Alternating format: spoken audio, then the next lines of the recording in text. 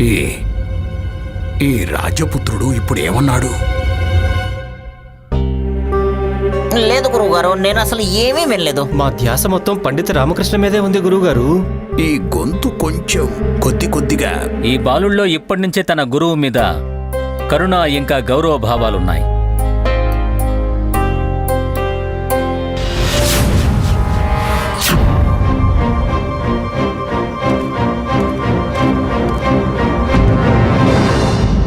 బాగుంది రా కుమారా, అత్యద్భుతం. నేను ఈ పని గురించే ఎదురు చూశాను. నేను అందరికీ చెప్పాలనుకుంటున్నది ఒక్కటే, ఇది కూడా నేను పెట్టిన పరీక్షే. ఏం గుర్తించడానికంటే విభిన్న రాజ్యాల నుంచి వచ్చిన రాకుమారులు, సుఖ సౌకర్యాలు ఇంకా దర్జాగా బతికే రాకుమారుల్లో మరి సేవాభావం ఉందా అని.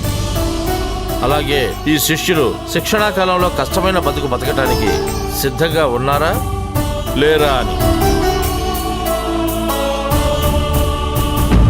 నా ఈ పరీక్షలో కేవలం ఈ రాకుమారుడు మాత్రమే ఉత్తీర్ణుడయ్యాడు.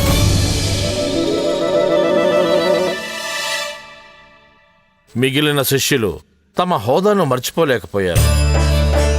కానీ ఈ రాకుమారుడు తన కరుణ భావాన్ని చూపిస్తూ ఎండకు దిగులు పడ్డాడు. సహాయం చేయడంలో తన తెలివి చూపించాడు.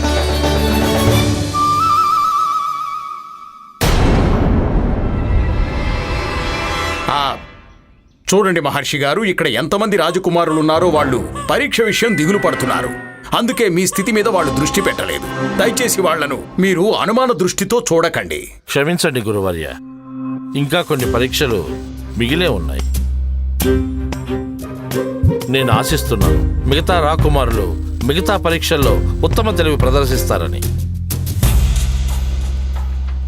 నేను మిగతా రాకుమారులందరికీ విజ్ఞప్తి చేసుకుంటున్నాను, వాళ్ళు 3వ పరీక్ష కోసం సిద్ధంగా ఉండాలి.